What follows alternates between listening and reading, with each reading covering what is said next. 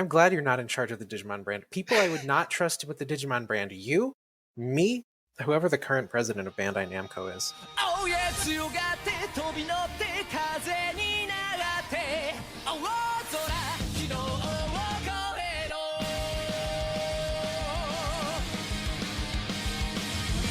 Welcome to Podages, your critically nostalgic analytical tour for Digimon anime. I'm your host, Jeff Ruberg.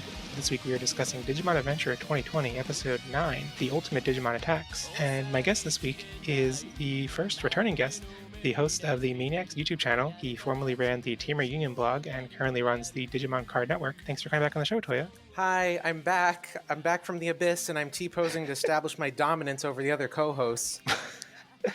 That's the first thing you do once you get internet access again is T-pose. Yeah. So I have a couple new questions that I add to this intro segment since I last had you on. So first off, who's your favorite villain in Digimon? Yeah, so this is a very hard pick for me, but actually my favorite villain doesn't come from any of the anime series. Ooh. My favorite villain is actually from Digimon Story Cyber Sleuth, and this was a really hard choice between them or a manga antagonist. It's Lord Knightmon. I agree. I had another comment that was redacted and removed from the record because it had too many spoilers. So can you compound on that at all without spoiling things? Right.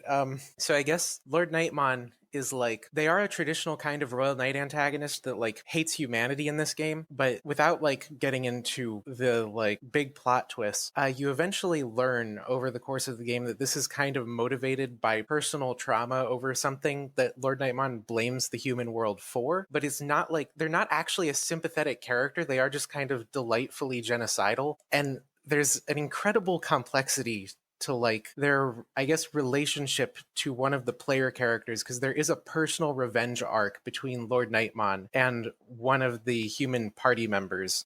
And they get kind of like a tragic send-off at the end, but it's not a traditional tragic send-off because a lot of the enmity is still there. And it was something about the way that trope was played like differently from how I would have expected it to go. Like I was practically expecting either a full-on redemption at some point or forgiveness, or like just straight up this Digimon is evil and we're going to kill them. And instead it ended up being a strange mix of the two, where you're kind of sad when they're dead, but also you like don't feel as though they should have been redeemed anyway.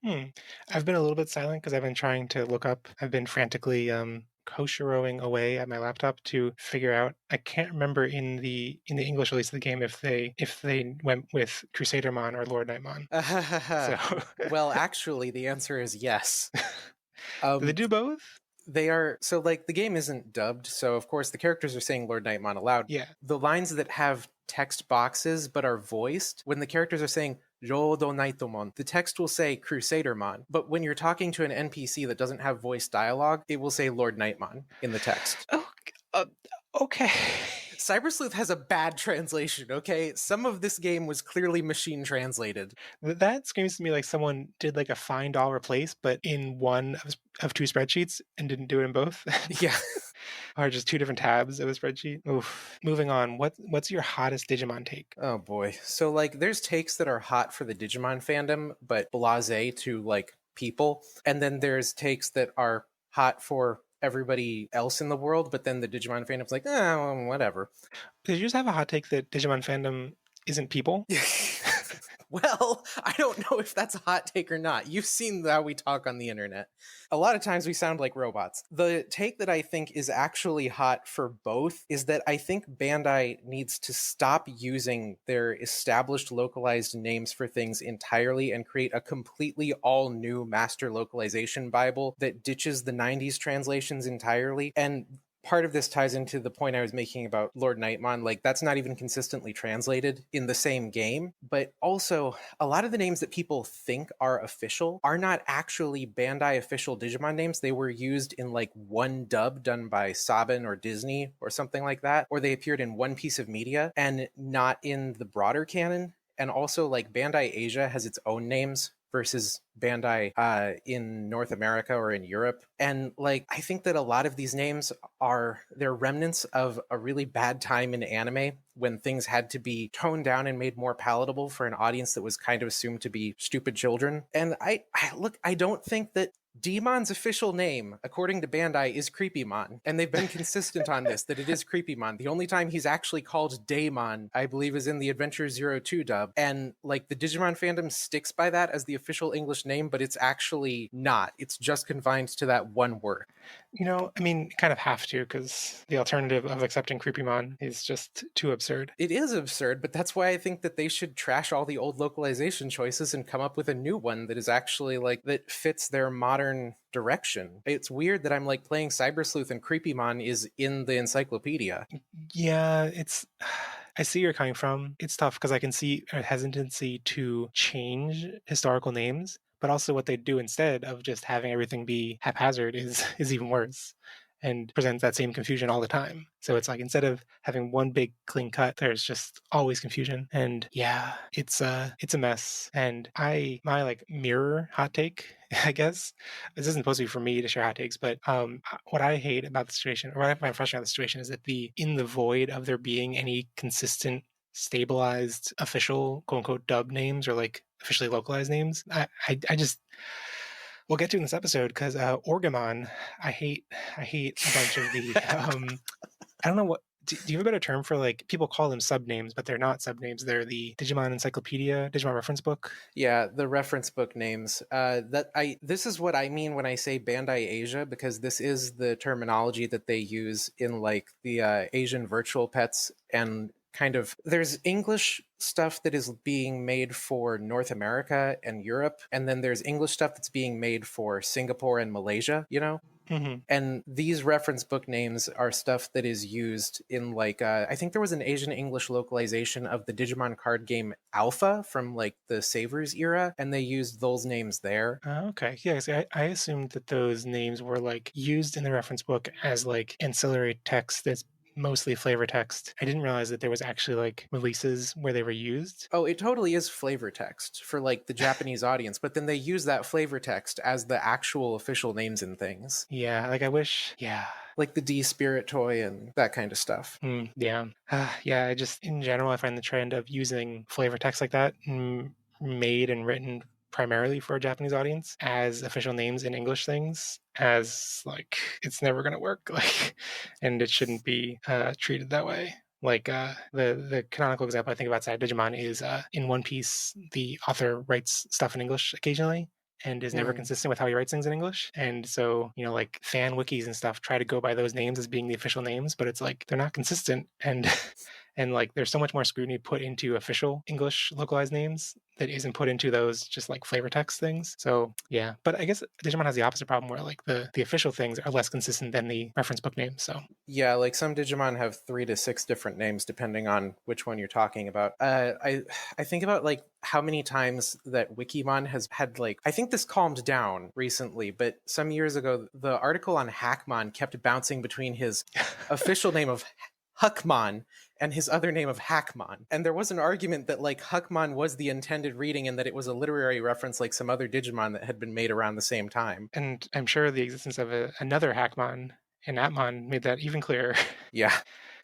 And then like you get situations like Anomalocarimon was called Scorpiomon, I believe, in English, and then there was an actual Scorpiomon in Cross Wars years later that they localized as Skull Scorpiomon. So Digimon names are a mess. Yeah. And it's a mess on like at several different points. And you know, like there's so much that had to be cleaned up. And you know, it would be nice if Bandai in importing things for an English audience did that first step, but oh well. So on to the topic of Digimon Adventure 2020.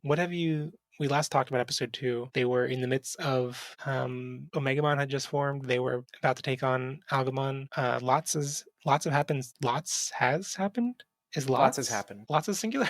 A lot has happened. Yes, a lot has happened since then. What have you thought about the show so far? So I was having a good time, I think. Some of these digital world episodes like blended together a bit for me. Particularly like before they arrived at the fortress, I think because the environments were fairly similar. Mm-hmm. I actually really liked last week's episode with Yamato warming up to the crew. And I gotta know where they're taking this at this point. I'm wondering, like, what is the format of this series actually? Because I don't think that they're planning for them to stay stuck in the digital world indefinitely at this point up until like the last couple episodes. I think they're heading back to the real world soonish. Oh, and I guess news relevant to that kind of, which also ties into, I guess not Bandai Asia, like we are talking about before, but instead of Bandai Asia, Toei Europe's website listed, I don't know when, I think there was some confusion about when this listing actually went up, but at least as of right now, there is a listing on Toei Europe's website that says that Digimon Adventure 2020 is 66 episodes long.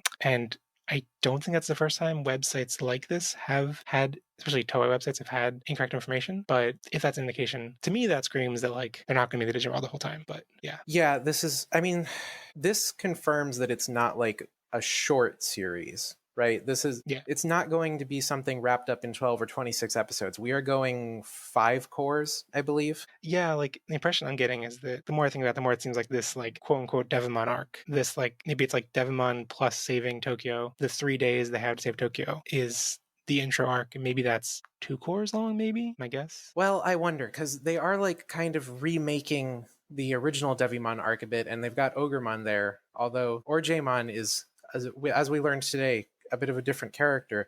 Devimon's next like minion of the period could be Leomon if they wanted to reimagine the original continuity further, or we could end up going straight to Devimon after this. Yeah, I guess we don't know. If he's just the cause of the blackout, I think that they're going to deal with him fairly soon, and that will wrap up the blackout period, and then something else would happen that would cause them to face the next villain. I think the only thing that makes me worry about that is that they've kept reiterating the like 3-day time period, and so I feel like it'd be weird if it wouldn't follow like traditional narrative structure to wrap that up on the first day. Like they're still on the first day of those 3 days, right? So right. That would be a little bit anticlimactic if it gets resolved so early. But who knows? Maybe, I mean, there could be an episode where they're walking across a desert for a month of in-world time. They get lost in a forest like in Pokemon.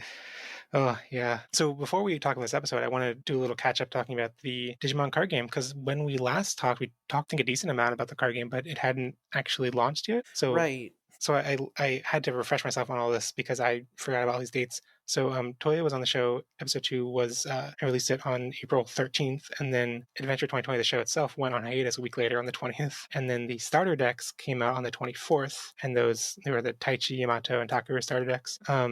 And then Touya had a video titled Why the Digimon TCG is Blowing Up in Japan, which came out May 5th. Then Booster Set 1, New Evolution, came out on May 15th, introduced green cards to the mix. And then 2 months later, on July 22nd, Booster Set 2, Ultimate Power, came out and introduced purple and black cards, and along with lots of adventure villains, but also some tamers and a little bit of sabers. And I guess for the future, Booster Set 3, Union Impact, is coming out at the end of October, which has tamer cards from 0-2 and more Jogress. Look at you reporting on rumors like that. Is that officially a rumor? Not. There hasn't been an official announcement that Union Impact is real, but it was leaked, I believe, through a Chinese message board originally, because the manufacturing all happens in China at this point. And so we have like an image of a mock-up for what the first booster pack is going to look like. The thing it's missing is that it doesn't have, like, you know how the first 2 sets all had their titles in capital English letters? Yeah, and then they would it doesn't also have the Japanese. It only has the Japanese on them. But it is, I think that Mark on With the Will reported it kind of carefully as like, take this with a grain of salt, because it hasn't been like tweeted by the official Twitter accounts yet, I don't think, which has been the primary news source for the Digimon card game. But like, everybody knows a 3rd set is coming at this point. Because the game, like, so English speakers have had some trouble getting access to sealed product, like importing booster boxes. It's been hard to find them in stock places. And that is in part because the game is basically sold out in Japan. Like, people are buying stuff as soon as it becomes available. And I try to follow a lot of different Japanese card game Twitters from like local stores, and they're like getting their product in and unboxing the boxes out of their cartons, taking pictures, and then tweeting like, we got set 2 in stock again. And then a day later, they'll be like, it's out of stock again.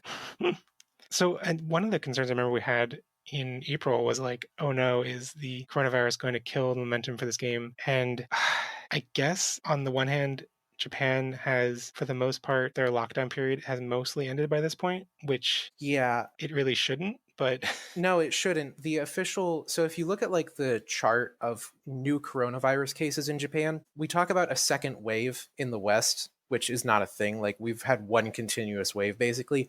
Japan has actually experienced two periods where you can see the chart going up really high and then climbing really down and then climbing up high. So they actually do have two waves. Lockdown officially ended by government order on May 25th, and things kind of slowly started reopening, but lockdown was always voluntary in Japan in the first place. So like people were already hesitant about it, but they were trying to reopen. And now Japan is at like the peak of its second wave. Well, we hope it's the peak because there's more infections now than there were ever before.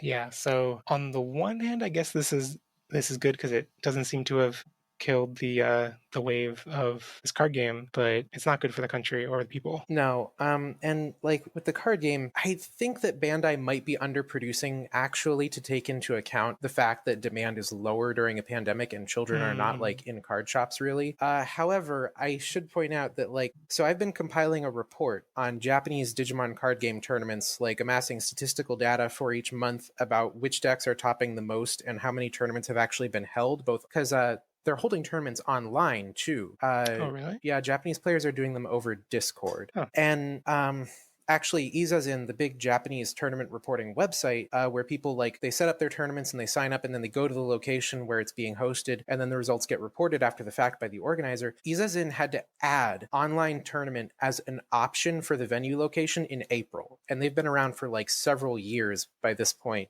and there have not been online tournaments up to now, but because of the coronavirus, they had to. But since the first booster set launched on May 15th, there have been at least 247 tournaments. The tournaments during May were all online except for like the very last 2 days, and they were all unofficial because Bandai did not like support official offline tournaments until July, I believe. But starting in June, shops started actually reopening and they would operate at like 1/3 or half capacity, which I'm collecting this data, but I feel kind of scummy about it because I feel like I'm encouraging this behavior. You can't actually social distance in a card game tournament. You will always be less than 6 feet away from your opponent for practical reasons, and they're taking precautions like everybody's wearing gloves and face masks are required.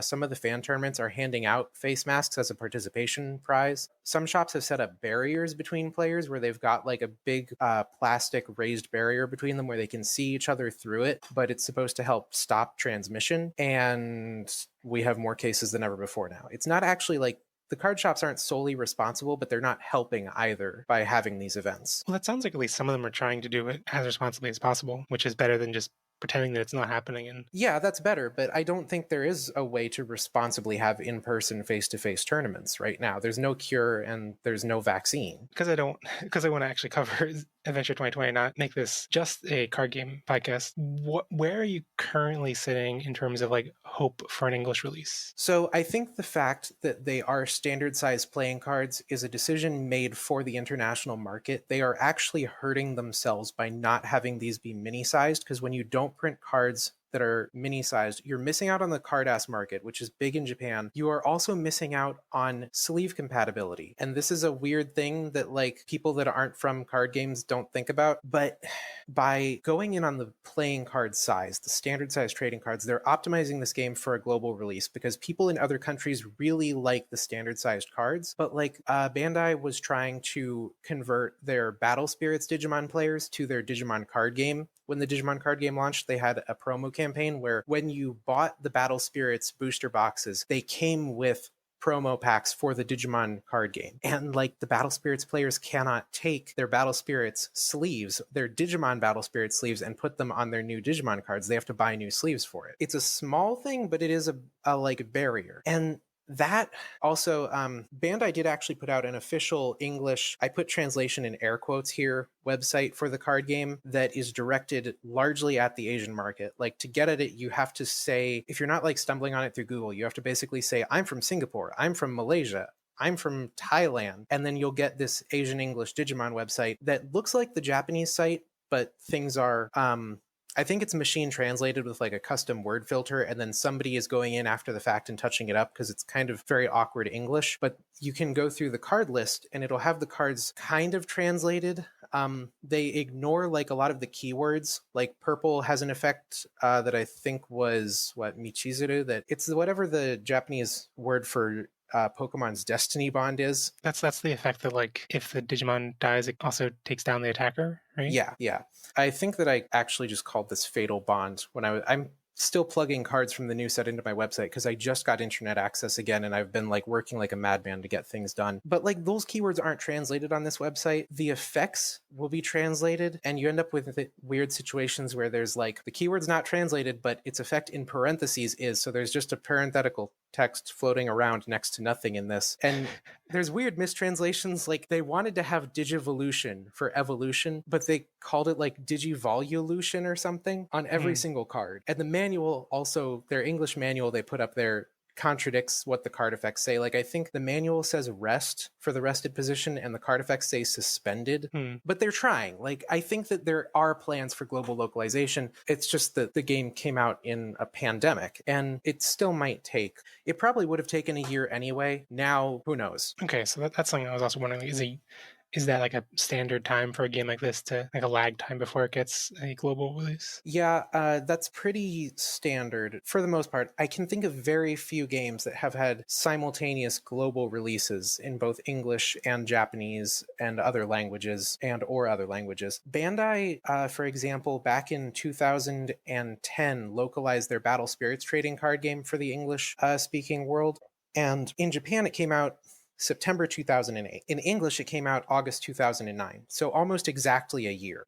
Okay, so I want to do a quick lightning round listing our favorite cards from the first two sets that have come out, just to call attention to them, because if people haven't checked them out, they should go look at all of this artwork. It's great. They're so good. And even if you can't, even if it's really hard through a secondhand retailer to get copies of the cards, they are a delight to look at. The eBay prices for these are atrocious. Oh, I don't even want to think about it. So let's start with Booster Set 1, and let's do like your third favorite, then my third favorite, then your second, my second, and like that. Okay. So while we're talking about these cards, if you're listening to this in a standard podcasting app that supports it, the actual cover art for the podcast should change to show the images that we're talking about while we're talking about them. Or if you're on YouTube, I'll also change the YouTube video for when we're talking about certain cards. And we'll have a link in our show notes, which you can go to padages.com and find them, or if you're in any podcast app that displays show notes, there should be a link there to an album that has all the card artwork that we're talking about. All right, so Touya, take it away. Yeah, so my number 3 favorite from Booster Set 1 New Evolution is Garurumon, because I love the art, first of all, that he's like digging up a bone and you can see in the background Dramogamon is like staring at him and going like, oh, because I think Dramogamon buried the bone. Or maybe Garurumon is burying his bone in Dramogamon's hole. I don't know. I never saw Dramogamon back there. Wow. Yeah, and then the effect actually is really interesting that when he's placed, you can activate one of your Digimon. You turn it back to the vertical position so it could like attack again or use a skill that requires it to rest again. And I like this card a lot, both for the art and because the effect just has a really cool combo with the Metal Garurumon of that set that can like pull a card out of its evolution sources and play it to the field. So you can attack with Metal Garurumon and pull Garurumon out, and then that will cause Metal Garurumon to activate again, and it can do another attack after that attack. Nice. My third pick is the Koshiro Tamer card, and I have a much more basic reason. It's just, I'll be honest, I think a lot of this artwork in the set is great, but none of it like stood out to me as like, oh my god, this is amazing. I like Booster Set 2 a lot better in that regard. So I just think Koshiro is cool, and I just appreciate how, in general, I appreciate how thematic the cards are to the characters and storylines from the rest of the series. So just the fact that Koshiro, like his ability is about looking up information from the deck is perfectly fitting. Plus, you can have a pocket Koshiro. Yeah, exactly. Okay, so my number 2 pick is actually an option card. It's Dimension Scissor. Which Digimon is that? This is Grand Coagamon.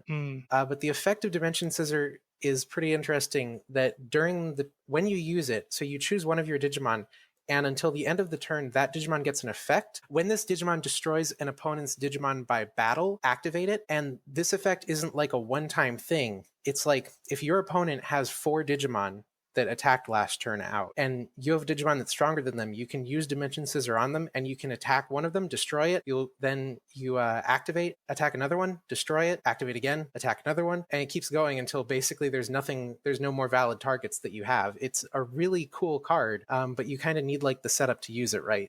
That's pretty cool. All right, my number 2 pick is, I'm just doing this based on the artwork, the parallel super rare War Greymon. Because War Greymon's already cool to begin with, but like the like metal guts on his claws, and I didn't even notice this before, that like his other arm is like missing the kind of like the, not padding, but like the not armor like around it, and it just has like bandages on it. Battle damaged War Greymon. Yeah, exactly. There's like blood on his leg too, on his very thick thighs. Hardcore War Greymon. All right, what's your number 1 pick? Okay, my number 1 pick from Booster Set 1 is Jagamon, the potato Digimon.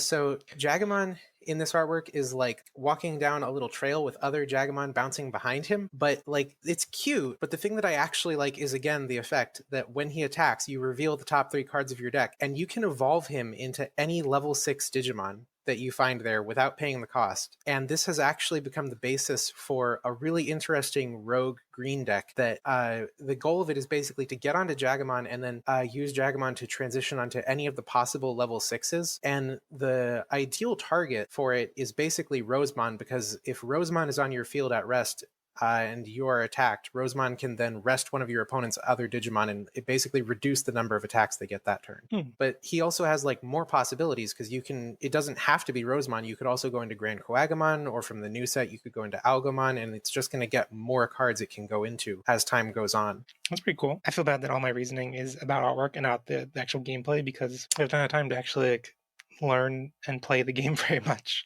I basically only play with the starter decks. You're not a crazy competitive player like I am. You don't walk the path of bloodshed yet. Oh, sorry, I was laughing and coughing off my oh my god. All right, my number 1 pick is going to be the parallel rare Gabumon artwork. And the artwork for these is just this really cool, vaguely anime-esque style that like is really detailed, and there's lots of really thick line artwork. But basically, the premise is that there's a similar one for Agumon too, where they're jumping out of their V-pets and they look really cute. Just a really great dynamic style. Yeah, I mean, these are good artworks, but I want to warn you, like, if you're trying to pull these, the pull rate on the parallels is terrible. Oh yeah, there's no way I could actually get one. Or it would never even be worth buying one, of course. But there is a way. I mean, if you spend like, what it was, 57,000 yen on a carton. One carton has 36 super rares in it for set 1, and 8 of the parallel cards. Great. Yeah, no, I kind of, in this regard, like how the Metal Greymon artwork, the parallel version, is the throwback to the original card game. Yeah. Which I don't personally care about. So someone else who's a fanatic for the original card game, they'll go crazy for it, but I just want the normal one. So someone else, well, that would be quite a few Japanese fans, actually. This card is pretty in demand. It helps that it's actually competitive. Let's move on to set 2. I'll start off with my number 3 pick is Metal Siegerman, which I just love the artwork because it's only a rare. But like it's just like popping out of the page so much that it feels way too. I mean, I guess it's because it's a level 6 card, so like it's supposed to be very dynamic. But it's like, I remember seeing this and I was like, oh my god, this artwork is just insane. It's a really good artwork. They have a couple cards like that I'm glad that that's not an effect that is confined to like just the super rares, or Yggdrasil forbid the secret rares. Like it's a good effect. And it works with like his body, right? Because it's a big serpentine shape that's just coming at you. Yeah. So I guess speaking of that kind of card, my number 3 pick for set 2 is Diablo Mon, who is this is a cool thing that if you look at the card, like, so he has his 2 really long arms, right, with the giant hands at the ends, and one of them is closer to the viewer than the other. So it's coming out the side of the frame, but it dips below his name box, and it like blurs slightly as it's getting closer, as if there's like a camera focus on his upper half. And then the other arm is also coming out the side of the frame, but it starts out further away, and that's like conveyed by having it be clearer. But beyond just the artwork, like I don't know if love is the right word, but I like this effect that when he attacks, he can create a Diablo Mon token that's basically a copy of himself without the effects. Like it has, or no, sorry, it only has 3,000 base power, but it has the same like color and level and everything. And when it's destroyed, if you destroy a Diablo Mon token, you can prevent Diablo Mon's destruction. Oh, huh. That seems both thematic and very useful for gameplay. Yeah, it really recalls like our war game with the Diablomon just swarming at the end. Mm-hmm. So the token doesn't have the effect, right? Right, so the token can't make more tokens. Okay. The token is a 3K vanilla, but also this plays into our war game more because Omegamon had that effect of like destroying all the Diablomon, right, and narrowing it down to just the last one. And in the card game, when you evolve into Omegamon, you can choose an opponent's Digimon and destroy all Digimon with the same name as that. So you can destroy the Diablomon and all the tokens at once. Oh boy. And you could use the I forget what's called, the green option card that you picked before to basically let Diabomon attack several times in one turn and create lots of clones in one turn, right? Heck, I might have to try that. I mean, like you were saying, the setup is niche to get into that position, but yeah, I haven't done much with black yet. Right now I am just trying to. Oh wait, sorry, not black. Is he? He's colorless, right? Yeah, sorry, he's colorless. Yeah, this is where iconography would be useful because the distinction between colorless and black. Oh, sorry, he's Shiro. I forgot. So eventually, the confusion on this stems from Omegamon because when Omegamon was first revealed, some Japanese people were saying colorless and some were saying white, and that went over to the English translations that some people were saying white and some were saying colorless, and it wasn't until the official website updated after set 1 came out that they like listed his color as white on the website because they're not written on the cards. Okay. So this is a white card. Okay. But he evolves from black. I still just find it very confusing that the black cards have white backgrounds and I'm not describing this very well, but basically like the accent color for all of the cards until you get to black is black, I believe, including purple, yeah. So then when you get to black and white, and then it's like the accent color for black is white and the accent color for white is black, and it's like you have to remember which position means which, or else you're just confused which one you're looking at. Yeah, and it takes a while to like this set came out I think on the 23rd of July, but it takes a while for people to actually memorize the card pool after that, especially when they're not like playing regularly like most of us. Yeah.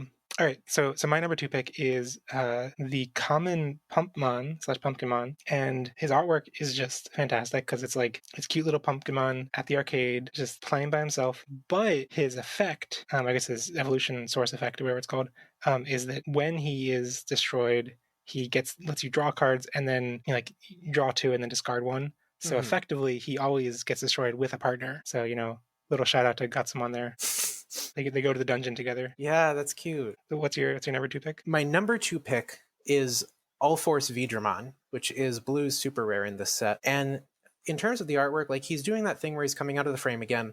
I don't think that this is a recreation of like any specific scene, like from V-Tame or anything like that, but he's using his All Force saber and he looks kind of like a superhero while he's doing it because his wings are spread out kind of cape-like and his sword is slashing. He's got the big, gigantic, exaggerated hands that you see in like Marvel comics and stuff. And I felt like that's a really good homage to Digimon's inspirations because like the original Digimon concept artist Watanabe Kenji was really influenced by superhero comics.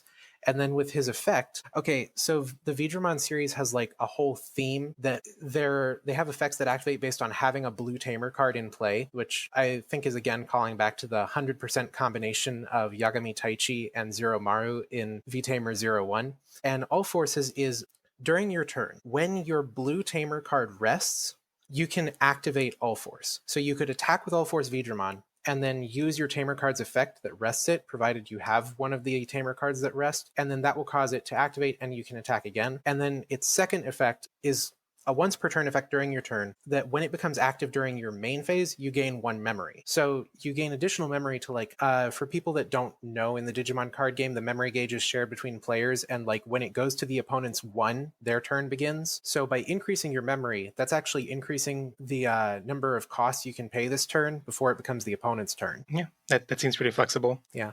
I like it. So my number 1 pick is maybe unsurprising to some listeners, but is Impmon, because he's cute, and his effect is that he trashes cards as soon as he's played, which at first I was like, wait, is he just an asshole? Like, is he just like, is he just like, he's not any stronger than other level 3 Digimon. So I'm like, is he just like have a random cost that like no one else has? But it's because his the other purple cards like have abilities that activate if you have a big enough discard pile. So Yeah. so it gives you benefit, but also like fits his character that he's not any stronger than anyone else, but he's just an asshole to people. And he's just but also I love the artwork. It's very cute, and in the background there are like little wanted signs for Beelzemon or Beelzebumon. So He's a setup card. I wasn't expecting you to say that, actually. I thought you would have said that your favorite was Beelzebumon. I don't know. I think I've resigned that like there's no way I can actually get him. So like at least Mon's a common and like everyone can get them. But getting like the problem is that I love both of the secret rares for the set, so I'm like, oh god, no way I'll ever get them. All right, what's your number one pick? All right, my number one pick from this set, which I have put all of the thought in the world into, is the level 6 Algomon. This is you may or may not remember this, but there was a time when Digimon Adventure 2020 was on the internet, and the internet was being attacked by Algomon, and this was his final form that they needed Omegamon to defeat. And I think I like this card mostly because it has an interesting effect. I mean, the art is cool. He's like partially out of the frame and he's firing beams from his eyes that leave the frame. But the effect is that basically when you would evolve into him, if you rest one of your Digimon as a cost, then his evolution cost decreases by 3. And then his second effect is that during your turn, for each of your other rested Digimon, he gets security attack +1. So basically he deals 1 more damage to the opponent for every rested Digimon you have, which is kind of interesting because he's a green card, and green normally revolves around resting the opponent's Digimon and then like attacking them to either deal piercing damage or use Dimension Scissor to attack multiple times or something, or resting them when they're attacking to like deny them attacks. But this turns that around and benefits you from resting your Digimon and like inverts it to convey that he's a villainous green card, and I really like that. I think it also, maybe I'm reading into things too much, but it ties into the events of the episode that like if he's played after you've exhausted some other attacks, then he gets to benefit from that. So like I remember like in that episode he gets deployed after like they were already kind of exhausted from battling all those other forms. All right, so moving on to the show. Let's dive into Digimon Adventure 2020, Episode 9, The Ultimate Digimon Attacks, aka Ogre is the New Leo, aka Fist of the Other Beast King, aka Hadouken! And so just a note, our spoiler policy is that we're going to be talking about everything in the Crunchyroll episode, including the next episode title and preview, but not including the summaries or titles for anything beyond the next episode. So Touya, what was your quick impression of this episode? This is actually the first episode I've been like disappointed with. And not at the beginning. Actually, in the first couple seconds, I was suddenly really excited because they added the Digimon Encyclopedia, and I'm like, oh, finally, they're going to exposit on what Digimon are and like talk about individual species to kids. I've missed this. But then like the rest of it happened. And this is a like, there are fighty episodes in Digimon. This is the fightiest Digimon episode I can recall, like ever. Yeah, so I really like this episode. I get where you're coming from, that it's like so very fighty, and that's something that Digimon has typically not been. I don't hate it. I should clarify. It's just I think that every one of the previous episodes hit better for me than this one. Well, I think it's fair that it like feels like nothing really happened, and like it feels like they were all standing around, and it basically is a Dragon Ball Z episode. Like, I mean, not that I'm an expert in Dragon Ball Z or anything, but you finally said it. Yeah, and it's the thing that I liked about it, though. Well, okay, I mean, it's frustrating that everyone's standing around because, like, especially the last episode showed that they had the ability to execute an episode with all the cast there, minus Koshiro, and give everyone, you know, stuff to do and funny lines and stuff. In this episode, they're basically staying around. I mean, Joe and Mimi did get like one funny line once Koshiro arrived and Joe said that he was a leader. But aside from that, like, everyone was basically just a bystander for the episode, and that kind of sucks. But I think one of the things I've been the most worried about the series is that the villains have been completely uncharacterized. Yeah. And this is the first episode that's actually like done something to characterize a villain, and it did that really well. So I think on that level, I really appreciate it. Yeah, I did. I liked this too, that like, you know, it says something about the lack of characterization that since this kind of Ogremon period had started, I wasn't really sure if he was brainwashed or not by a Soundbirdmon the way the others were. And this episode confirmed that he is acting of his own free will. Right. I remember wondering if his speech pattern was because he was being controlled or if that just was his normal speech pattern. And it does establish that like this is a very different Ogremon. Right. This is a different Orjamon. No. Oh, He's kind of a caveman. yeah, that fits. Let's start going through the recap, and we're gonna do this a little bit accelerated because we talked about the card game. So the episode starts off with the sun is starting to set in Tokyo. Ogremon has a Zoom call with Devimon. Oh, first off, just as we're talking about Ogremon, like I know it's a Orgemon, and we're joking about it, but like I refuse to. Like, like my policy is to go by the Japanese, go by the names that are in the official subs, unless there are egregious errors, and Orgemon is an egregious error. So It's a deliberate, egregious error. so anyway, so Orgemon, oh my god, I said it. Ogremon is having a Zoom call with Devimon, and Devimon saying he'll send in new soldiers and warns him that he needs to complete his mission next time, otherwise he knows the consequences. And there was a subtle detail in the scene that I really appreciated, that like Ogremon's lines basically were like shaking subtly while he was talking to Devimon. Yeah. And at the time I was like unsure if that's because he was so bent on revenge that he was like so angry, or if he was scared of Devimon, and still a little unclear by the end, but it was a nice little subtle detail. I think it's both. Yeah. So Taichi's reading the tablet, and it's the impression they get from it is that this is something I didn't really see coming, was that the text was written by the evil Digimon. And yeah.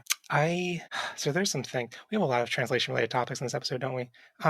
What the subtitles say is the holy Digimon is within our hands of darkness. And that's definitely, I think they went with a fair translation based on how the kids interpret it, but I think the Japanese text is a lot more ambiguous than that translation implies. Like I think there are ways you can read the Japanese sentence that say that like we are being held in the hands of darkness, not we are the hands of darkness or within our hands of darkness. But I mean, I think the point is that Taichi's reading these fragments and the kids are like trying to interpret it, so it's a little hard to convey that ambiguity in English text. When it's fragmentary in the original language, it's hard to like translate that into something that sounds sensibly fragmentary in the new one. Right. I do kind of wish that instead they, were just like holy Digimon, we darkness, like enough that like it made sense that they're trying to piece it together. But yeah, I mean, yeah, they argue about the meaning. I appreciate how while they're arguing about things, like Mimi's like, oh, we're on the cloud continent, that's where they are. And then they're like, where on the cloud continent? And Joe's like, oh, we just need a map. And then I forget who points out, it's like, the map's not going to show us where to go.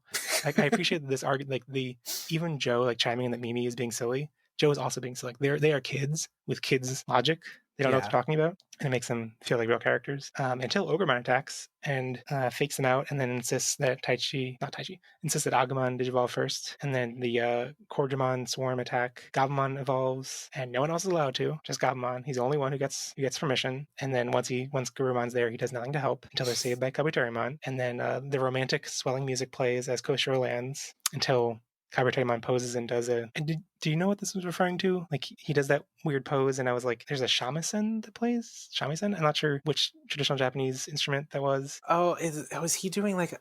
I wasn't even paying attention to this, but now that you say it, I guess he was doing...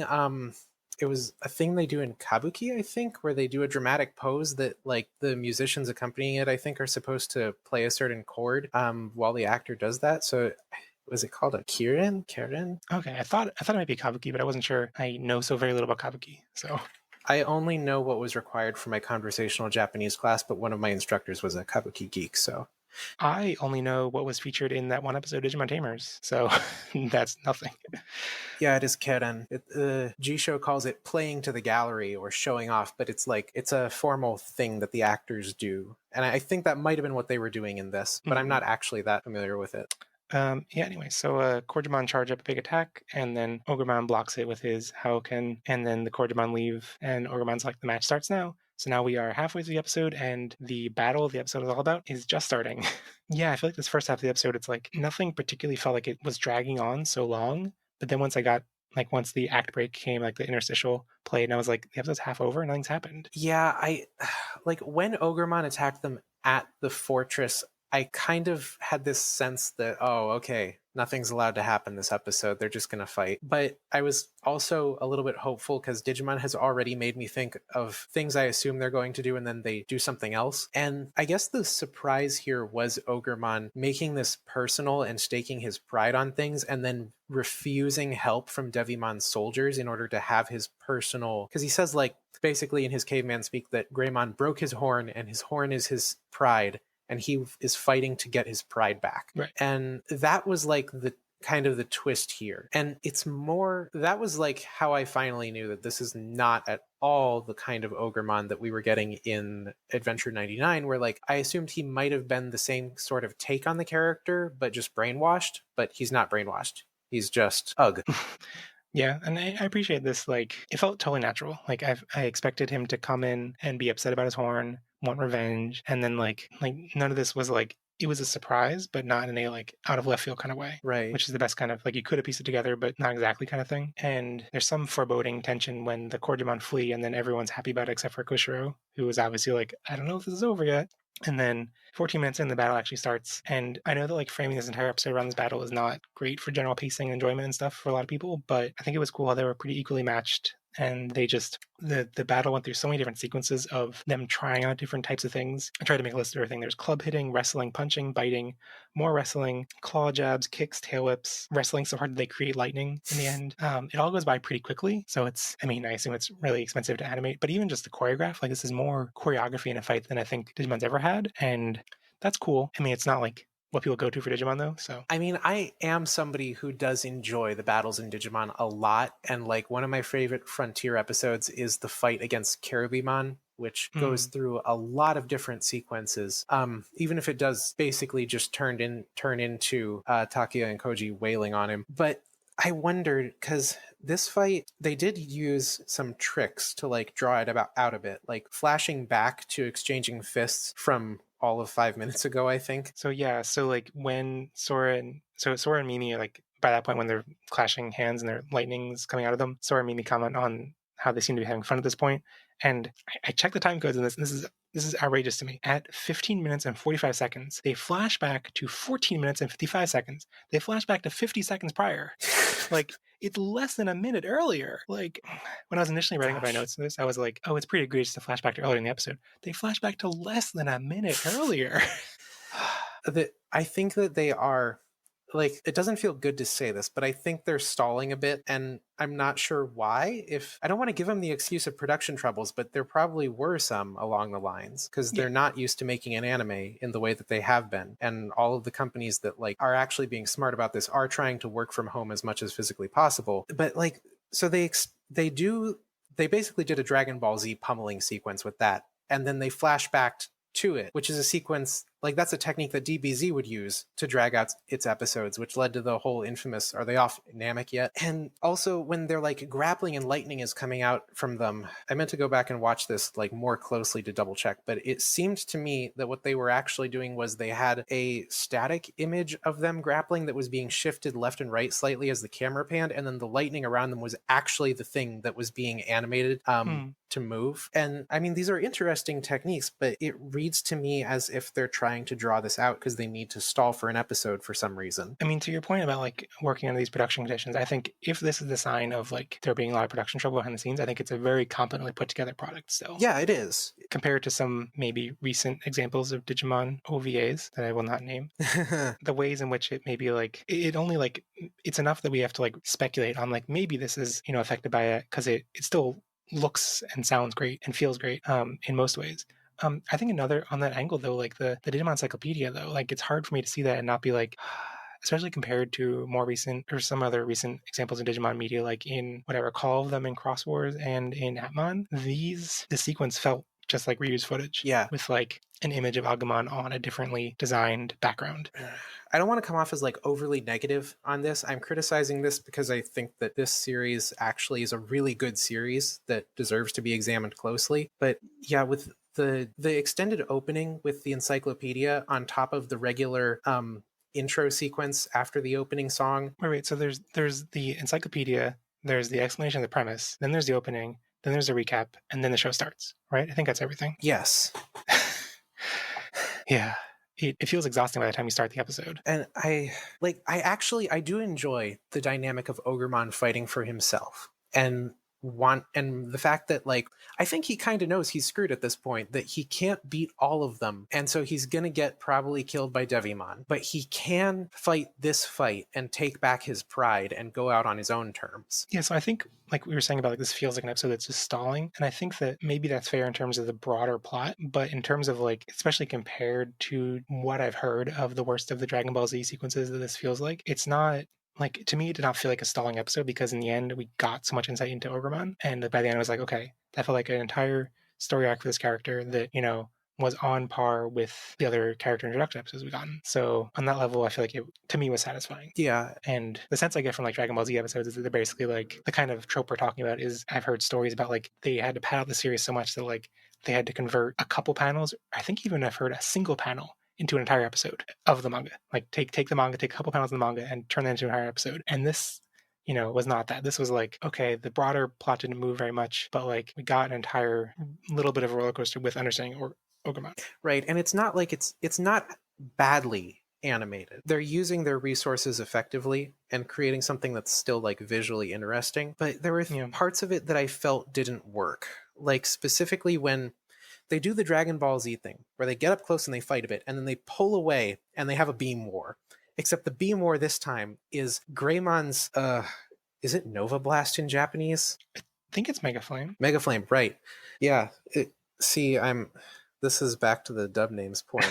Nova Blast shouldn't have happened. So it's Greymon's Mega Flame up against the Haoken, which I don't even know. Does that have a dub name? I don't think so. I remember looking it up on Wikimon and I forget. I'm going to pull it up on Wikimon. Oh, look, Wikimon just turned him into Orgeamon. The dub name of this attack is Pummel Whack. Oh, that explains why I don't remember this attack existing, because they just called it Pummel Whack. Pummel Whack. It sounds like a Dragon Quest, like early Dragon Quest attack name. Okay, but yeah, it's Haoken versus Mega Flame, and those aren't like actual beam attacks, so it looks awkward to me seeing this spherical fireball punch through his phantom fist. I think especially awkward how it's resolved in that like he like breaks up the fist and then like Ogremon is safe from it. Like he's not hit by anything. It's just like they negate each other, but they negate each other on Ogremon's side, so it's like treated like Greymon won in this tug of war. Yeah, I don't think that's great. I think there was even a point earlier in the episode where the animation felt really sloppy to me, where it's when they're all standing around and Ogremon first attacks, and he basically like rushes at them and like fakes them out, and then like jumps back, and it's clear that he's not actually attacking them. He just like destroys the fortress around them. But it's like it's just so like there's like a shot of like zooming in on Taichi and the rest, and then it like shows Ogremon jumping off something, and then it goes back to the group of kids, and there's just things destroyed, and it's like, what happened? Like this, I feel like there were just like a couple cuts missing, and that I guess it's likely. Well, I don't know if it's likely. It seems fair to guess that maybe some of that is production troubles, whereas the stuff you're talking about is kind of like how the episode is entirely set up and written for. So yeah, I'm actually complaining about something that was storyboarded and thought about, and they were trying to execute, and it just was kind of an awkward concept. But I mean, for all we criticize it, this is still better animated than like 99% of the Adventure 99 battles. Oh, for sure. Yeah, it's still like even the parts that I was like frustrated, like that part I was describing, like it still looks like stills of those shots still look great. But yeah, continuing through the recap, once Mega Flame quote unquote wins, missiles blow everyone up. They just come out of nowhere, and Metal Tyrannomon shows up and shoots electricity at everyone. Of course, everyone's like scared, but doesn't actually hit any of them because that would be too dangerous. But Taichi calls out to Ogremon and like calls for him to like, get up or see if he's okay, and then he's immediately stomped. And just continuing the Dragon Balls. I don't know about Dragon Ball Z. I assume Yamcha's in Dragon Ball Z. Yes, Yamcha's in Dragon Ball Z. Have you never seen Dragon Ball Z? I have not. I guess it has to be in Z because anyway, I thought for a second he might be in Super, but it's like no, he's been a meme long enough that can't be from Super. If this show goes on hiatus again, we'll watch Dragon Ball, the entire series together, and podcast it. I want to read it. I want to watch it. Anime is for losers. Back to this anime that we're talking about. So Ogremon lies there in the footprint, and then there's a sequence where Taichi's Digivice glows, and I don't know what the intent of this sequence was, whether that like Taichi's Digivice glows and gives Greymon a power-up, and the point is that even with that power-up, Greymon's attacks are easily repelled. Greymon's eyes start to glow blue, which I don't think is a visual language we've seen before. So I was thinking he was actually heading towards a Dark Age evolution, that it was like Taichi like was activating his crest out of revenge or something, and so that was like dark emotions that were causing him to do something evil. But then whatever is happening there, if it's supposed to be a power-up, if it's supposed to be the beginning of a evolution, dark or not, he's quickly smacked down by Metal Tyrannomon. So if they had done a dark evolution at this point, I would have rioted. There is nothing to facilitate this. Right. It would have been really jarring to be like, oh, that person we were fighting a second ago, he got crushed. Revenge. Like, yeah. So I was thoroughly confused. They would have had, like, Ogremon would have had to actually die. We would have had to have on-screen confirmation of it at that moment to like actually linger on it and make an emotional connection, and then Taichi would have had to had some kind of murderous rage if there was Right. going to be a dark evolution. I mean, to be fair, at that moment when we see Ogremon just lying in the footprint, I assume that was 100% visual confirmation that he was dead, but apparently it wasn't. I knew he didn't because he didn't like sparkle and do the D-res thing. That's true. I forgot about that being a visual language of the show has indicated before.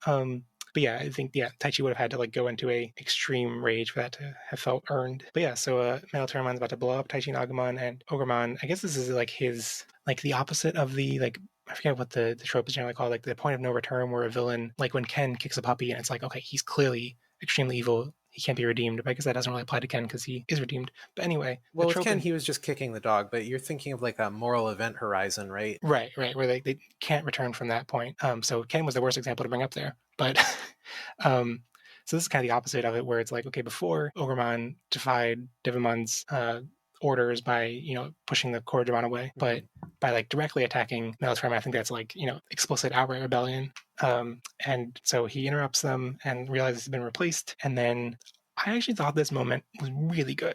I thought this moment, maybe I'm just in the headspace of Digifest, but like, I feel like this moment where Ogremon has already like distracted Metal Tyrannomon and then charges up his fist and then turns around and shoots it nowhere in the other direction and then starts to say like, oh, Digimon, they're that way. Like that to me felt like a really poignant moment and actually I think would be up there on a list of best moments of the series so far. But I think the way they like it wasn't treated with a lot of gravitas. It was like the reaction, like I would have expected everyone to be like, oh, okay, let's all run. But instead they're just like, okay, we're going to keep standing around. And I guess it's because the episode's about the end, so like they need to end the episode. But actually, gosh, okay, so like earlier they were stalling, but now they don't have enough time because they spent too much time stalling, so they can't dwell on this moment. Yeah. So I think this was one moment where it's like, I think I was saying before, it didn't feel like anything in particular lingered for too long. I think this was one moment where it lingered too much on like, he did a dramatic thing, and then he like charges up again and attacks Metal Tyrannomon. It's like that whole sequence of the aftermath of his dramatic thing is lingered on so long that it's like, okay, where's the dramatic weight of the big, giving them a signal moment. But yeah, but I hope that I just really love that, like that. There's something about the moment where it's like, okay, what is he doing? Why is he pointing it that way? What's going on? Oh, he's giving them a guy. Oh, he's about to get murdered. Oh, and like that put, I don't know. It triggered all of my kind of like redeemed villain. It hit all the right points in my things that make me happy about media. So I really enjoyed it. I did enjoy this too. I liked that he got this moment. It felt good because he'd already, I think that when he said that he'd been replaced, the literal Japanese might have been he was thrown away. Yeah, I noticed that too. It was like Tsucherarata. And I think you kind of, this episode is in Ogremon's head, which is a weird place to be, that it's kind of an episode from his perspective, that you start out with him as the antagonist, but by the time he's fighting Greymon, you're kind of rooting for him a bit to reclaim his pride. And once he pushes the Cordramon away, then you really are like, oh, okay, so this is now about him. Like, he's gonna die, but he's gonna die on his own terms. And then he actually does at the end by sacrificing himself to defeat this perfect level Digimon. And it's kind of weird that you're now like, I don't think Adventure 99 really made us root for Ogremon. I think by the time he was like helping them and like joining the crew in the Dark Masters arc, it was like, maybe not like rooting for him in that sense, but like we were on his side so much that when he was crying over Leomon, for sure. Yeah, but I guess he kind of like, like you're saying, it wasn't like from his perspective, or like it wasn't about like, it was kind of like he was on their team once he wasn't relevant anymore, or like wasn't useful. That makes sense. Yeah. Well, before we get into our final thoughts, let's get to some through reviews from listeners and listener questions. So One Foot Stout said, stare. At Aviv Beery said, not much progression. At Dot Yawning said, more glowing fakeouts. At Marfer9, it's called perfect. I have thoughts about that. Yeah, I picked the best hot take for this episode. We'll get to that. At Ancient Irismon said, sure was shonen. At Golden Pelt said, cool kabuki, Kabuterimon. At D-World Project said, it was epic. At Wildwing64 said, Dragon Ball Zilla. At CZ Takado said, Ogremon and Devimon. At With the Will said, Ogremon, Orjamon, Ogamon. Notably no Ogamon, which is how it's written in Japanese. But at Tokujo said, Orgamon no horny. At Ray of Truth 1, Ogremon needs therapy. At Andy Lucas TT said, ogres have layers. Okay, that one wins. I did not remember that quote from Shrek. Or is it Orjays have layers? Oh no. So Mark from Whistlebell definitely said his Ogremon, Orgemon, Ogamon just to upset me because he knows I don't like these things. So on that note, kind of, let's get to listener questions. The first one is kind of, it wasn't directly to the podcast. It was just someone on Twitter asked me personally. So I wanted to clarify for other listeners who might be confused. And at God Given Name just asked me about like why we use Japanese names and basically like I wanted to clarify what the names that we use are. And so basically my policy is to go with whatever the official subtitles use, unless there's an egregious error like Orgemon. And the thing that makes it confusing is that since I mean, it's different for Touya. Touya, I think you're one of the few guests that I have on that their primary experience is with the sub and not the dub. Well, I grew up with the dub and I replaced it with the sub in my heart in like 2013-ish. But also, I'm like the only guest I think that is actively involved in translating Digimon information. Mm-hmm. Yeah. To me, when I refer to my past memories of like what I experienced Digimon like as a child, or even like before talking about this show, it feels really disingenuous for me to use sub names there because it's like I'm not actually talking about Koshiro. I'm talking about Izzy. I'm talking about my past memories of the character. So that's why I kind of and that's kind of what I explained to guests that like, okay, talking about the main show, let's use the names that are in the sub. But if you're talking about past names, I'm going to use dub names, but you're free to use whatever. So that's kind of, most guests have kind of followed along with whatever I've been saying. Yeah. And that's why it kind of flips back and forth. This was a lot easier when we were just covering the dub and it was 100%, it's clear exactly what's going on. But even talking about Try, I think it was easy to only talk about the content we're talking about. We're talking about these new episodes, but with Adventure 2020, it's so easy to compare to the original series that it comes up a lot more often. Yeah, and I mean, like, the official subs also are not that consistent with Digimon names or human names in general. I maybe have a hot take on that. I guess this ties into the next question, which is from Mar49, and they said, do you like or dislike that the official parentheses Crunchyroll's translation uses the dub stages instead of the original ones? So I think there are two main, this question didn't mention things outside of stages, but I think the two main things about the official translations are stage names and character names. I think for character names, I guess the thing that's weird is that the stage names are going with dub terminology and the character names are going with non-dub terminology. And I think that's a little bit weird and a little bit jarring at first, but I think it makes sense because character names, we hear the character names in Japanese at the same time. And so like the more you disconnect from that, like if you saw Izzy on screen and you heard Koshiro, it would be jarring. Whereas the stage names are Japanese words. So like if you're hearing Seichoki and it's written Ruki, like as an English speaker who doesn't know Japanese, you're not going to know it doesn't say quote unquote Ruki in Japanese. So I think that distinction is fair.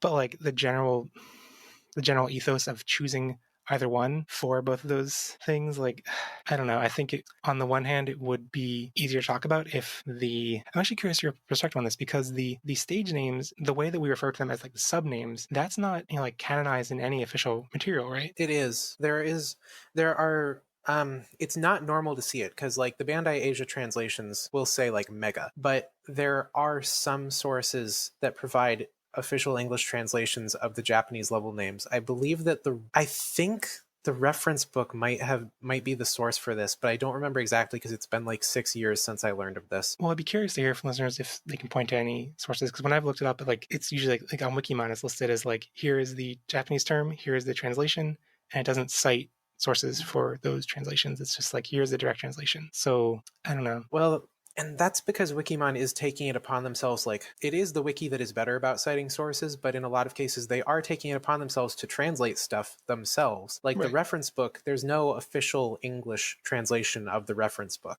If you see a Digimon reference book post on the internet, like on the Digimon fandom wikia or on a fan site, they're pulling that from Wikimon 99% of the time. Yeah.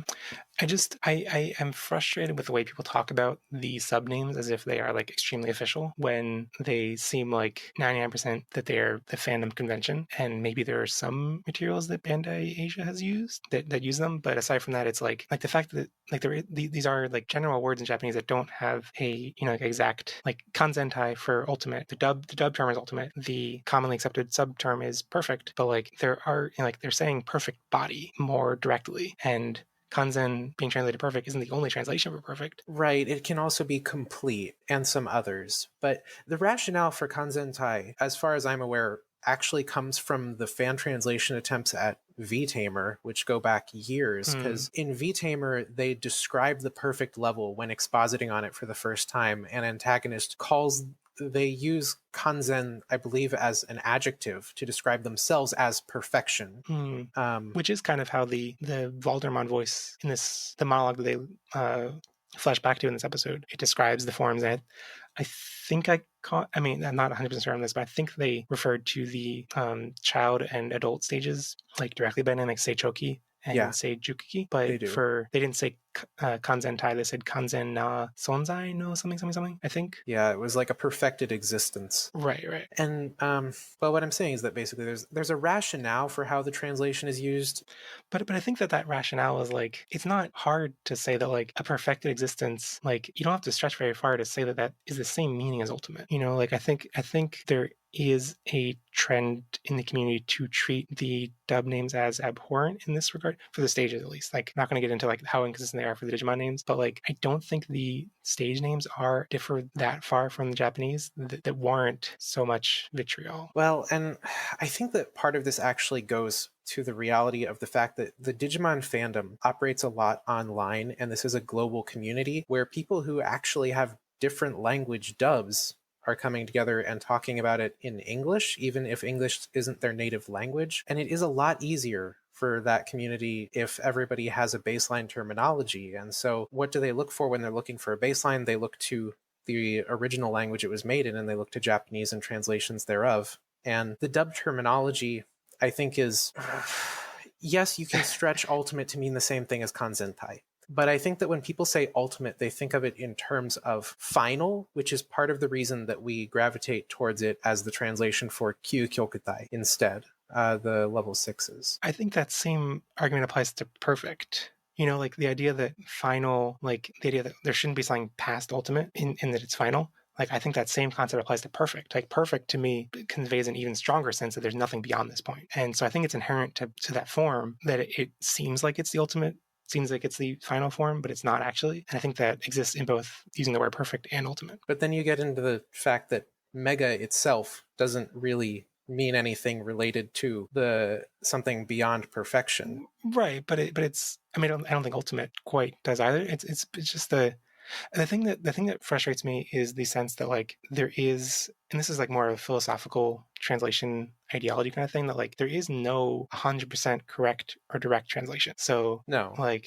there's always a subjective translator's take on a thing. So I think it's easy for people who aren't thinking about this very deeply to think of it as like, this is the one translation that everyone can center around. And from my standpoint, I'm like, but that's just a single translator's take on it. So why are you trusting that fandom translator's personal take on it as the holy truth and the one direct perfect translation versus the dub name, which I know it's slightly removed from the original source, but that's also a single, subjective take on it, but it's also something that's seen by everyone. And I wish that like people could, I find it frustrating in all media where there's a divide between a divide in the fandom that splits people up, like referring to a series as both My Hero Academia and Boku no Hero Academia. Like, if everyone could just say one of them, it would simplify everything. So I guess it's kind of like that's a different example because there's no translation involved there. It's just, well, I mean, there is in calling My Hero Academia, but it's not like, at least in that sense, Boku no Hero Academia is like, you have not translated something, you've kept it untranslated. But for calling a stage perfect versus ultimate, either way, you're still translating something. That's kind of maybe that my thinking about it is too philosophical. But well, translation is very arbitrary, especially in Digimon. And even though I don't agree with their approach, I will say in defense of the people that use the reference book names and the Bandai Asia names, that they do at least have a consistent rationale that they can point to and say, this is the official source that presents these words in English characters, and this is what I'm going to use. Right. It's just that I fundamentally disagree with Huckmon and Orjamon and all of that. I think that part of the impetus to get away from these names is to get away from the early localizations of Digimon that basically they knew the audience was children and they treated them as children in a way that was totally radical and extremely 90s. And the Digimon brand, while it's still targeting kids, especially with this new series and then with Atmon before it, it doesn't really make sense for it to be kind of stuck in that time period when it's much more of a multi-demographic thing that has an older audience and a younger audience, and it is supposed to kind of, I don't know what the word I'm looking for is, stay cool throughout somebody's life. Yeah. Well, I think there's some, like, adding Digi to the front of everything is the kind of thing that, like, does not age to a lot of people. Oh, don't play Digimon World DS. Just don't. There's Digi in front of everything. There's Digi Cakes. There's Digi Mountains. But the thing is, like, I don't think that's inherent to, like, the structure of adding Digi to things, because, like, Pokemon adds things to the beginning of a word and it doesn't have that same sense of, like, oh, you were just trying too hard. And so I think it's, like, I don't know, it comes off as cringy because it, like, they did it too much. Pokeball, Pokeflute. Yeah. Okay, Pokedollar is dumb, though. That was a bad... What's the name for the... I remember looking up that the Pokedex. Pokedex is the kind of thing we think of as like that's a great localized name. In Japanese, it's just like Pokemon Zukan. Yeah, it's just like illustrated encyclopedia. So like I don't think they were, like, and I think it would be possible with a slightly different cultural context for us to look at Pokedex and be like, that's a terrible name. So I think it's hard to prejudge how things age, even though we look back on it and we're like, oh, Digirap is cringe. I was thinking about this with the previous question, actually, about why we use Japanese names or dub ones. Mm-hmm. And so this is something that kind of stuck with me over the years, that years ago there was a Let's Play of Digimon World by Orange Fluffy Sheep on the Something Awful forums, which it was basically just him breaking the game. And this Let's Play was very inspirational to me in making me kind of enjoy Digimon World more. But he had a comment about, I think it was when he met Tono-sama Gekkomon, who's Shogun Gekkomon in the English dub. And Tono-sama Gekkomon casts like a spell on the player where he's waving around these Japanese fans with the Japanese flag on them to make them able to travel through Jureimon's mist. And OFS just said, Digimon World is a very Japanese game. And Digimon as a franchise is actually very Japanese. I would say probably the only more Japanese one at this point is the Shin Megami Tensei franchise. And that Digimon across the anime and manga and video games, it really embraces not just a modern day setting, but one that is around Odaiba, Tokyo, real world locations, like the fact that there are actual landmarks out there in the real world that you can spot in the anime and travel to. And I think that the fact that it is so closely tied to reality makes it more compelling to use names that, well, for character names, to not rename characters or redub them as like TK or Izzy, and I guess pay more respect to its origins, but also for Digimon names to like leave Tono-sama Gekkomon as Tono-sama Gekkomon. Mm-hmm. Yeah, I guess... to that point, I guess the intent with Shogun Gekkomon was to still make it seem Japanesey with Shogun, but that's... Yeah, I think that wouldn't have gone down that way now, but I guess that was chosen back in the day and has to stick. You go back to it. This is why I say they should just scrap all the old translations and make a new Master Bible and just keep things consistent. Yeah, I think though, like, there is a big difference between like renaming a Karigaoka to Haiju Terrace and renaming stage names or the characters. I think like Haiju Terrace is much more egregious and like takes out that spirit of making real places like you're talking about. And I think that like when you rename a place, it can almost become disrespectful to the fact that that was a real place that was supposed to kind of benefit from being included in this series. Yeah, and I think I think those are the kind of decisions that aren't really happening these days, so it's not like quite so relevant anymore. Imagine you're playing Cyber Sleuth and then instead of Shibuya, they always talk about Bitter Valley or something. Well, I think what the dub did when talking about Odaiba was just the city. So like imagine just like like Akihabara, Shinjuku, Shibuya, the city. Yeah. They did really weird stuff early on in the dub too. Like before they actually got back to the real world, there would be episodes where they would remove chopsticks from the animation in order to avoid, like, I guess, presenting the Japaneseness. And then they got to the real world and it's like, we're confronted by this now. Yeah, I think there's some... It's like inherent to the production schedule at the time that they did not happen to know how Japanese the series would end up being. But I was actually looking recently at like how long the lag was between Digimon episodes and Pokemon episodes, and I'm surprised by how much, like, Pokemon, I think it was like 300 plus days between Japanese airing and English airing for back then. I'm not sure how it is these days, but like Digimon in comparison was like 100 days or so. So like the fact that they were able to get it out so quickly is, I mean, I'm sure it was a reaction to Pokemon trying to have their Pokemon clone, but I mean, it created that messiness. But anyway, so the next question from Andy Lucas TT said, I know the details are in the execution, but would it have been cool to see Agumon to try and fail to Digivolve and Ogremon trying to bring it out of them? This has been a very long day. Then have Metal Tyrannomon interrupt the fight and Ogremon switch allegiances. So I think this particular idea, to me, it did not feel like such a long day because they got to rest on Ikakumon. Like, he did have stuff in the last episode, but like Greymon didn't really do much. He like took down a Dark Tyrannomon, but that's basically it. So It's not like a Kabuterimon situation where he's been flying for 3 straight days. I mean, I actually am a little like I assumed he was. It's only from his perspective, like it maybe has only been a couple hours, but I guess even running full sprint for a couple hours is exhausting. Yeah, it would have been a different kind of stalling. Yeah, I think this scenario described of like Ogremon, like bringing out the evolution from him it's a cool concept, but I think it would have felt like they weren't on equal footing in that sense. Like if Agumon couldn't initially evolve and then Ogremon had to bring it out of him. So I feel like the way this is set up was important to give Ogremon the closure that he lost in a completely fair fight. And it would have it would have been harder to like fit in the Cordramon attacking and then getting repelled by Ogremon if they had this sequence of Agumon struggling to evolve. Yeah. So I don't know. You get something else out of it in terms of a more desperate fight. But I think that as it is, we want Ogremon and Greymon's character relationship to be very like rivalry for this moment. Yeah. So another question from Andy Lucas TT was, is Digivolution too attainable, too fast, and too regularly in the series? Remember when the kids need to feed their Digimon, rest them, and after a battle they'd be at risk? I think this is a fair point, if we're going by the original show's logic. But like it hasn't felt so egregious that I've been like agape at how like, oh come on, they're going to evolve another time. Like, oh come on, this is like there are no stakes to this. Like they do feel still like it does still feel like they get exhausted. It's just at a different pace than the original show. It's not like a Dungeons and Dragons once per day effect. Yeah. I'm sorry, Andy Lucas TT, but this feels like, well, back in my day, Digimon had to work for it. No, I'm just being mean. And speaking of back in my day, did you see? Let me see how it's doing. I posted a tweet earlier this morning that was when Ogremon is screaming at the fortress, and I just captioned it, "Old man yells at cloud continent." No, I didn't see this tweet. I'm proud of it.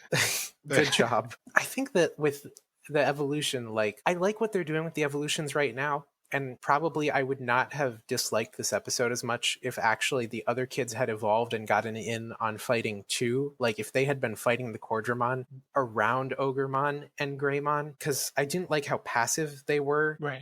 I mean, Koshiro gets a free pass because he just went like down the entire information superhighway, but the other kids, I want to see them actually doing stuff. And I think that it's better for like the child audience. I really didn't like as a child that the Digimon could not evolve so regularly, and it was a plot device to like force us to use a different Digimon every time so that they would all get to the next stage, they would all get to adult, and then they would all get to perfect. I guess by the time they got to perfect, they actually had split the group up quite a bit, so there wasn't as much need to like do that. But it felt like an excuse to not use this ability, and it felt kind of arbitrary, whereas this way it's a lot better paced when they can all evolve regularly and take part in combat, and the character focus becomes strangely more even, I think, except like this episode where they hit the problem with it's the Tai Chi show today.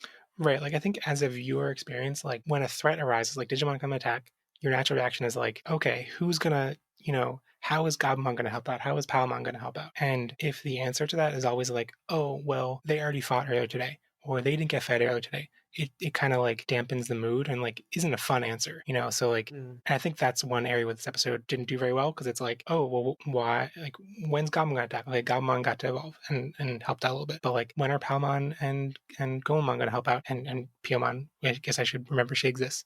When are the three of them going to help out? And it's like, oh, well, they tried to evolve, but they got canceled and like they didn't get to do anything the rest of the episode. So it's like when there's answers like that, which I think is similar to the like, oh, well, they didn't eat, or they had these other restrictions. They're more realistic, but they're disappointing as a viewer. So I think I'm in favor of like stretching the rules and making it less quote unquote realistic, even though these are rules that they define, so it's not really realism, it's just different rules. I don't feel like it's so frequent that it cheapens anything at this point, but we could, if we see like, I don't know, Agumon turning to Male Greymon 3 times in an episode or something, like, like repeatedly without any exhaustion over time, then like it could be extreme. But so far I think it's been pretty tame. Okay, I said they were stalling, but like the stuff they were doing this episode was fairly excusable. If they actually did an episode where they used the stock footage to evolve 3 times with the same Digimon, then you just know they're like, I don't know, there were layoffs or something.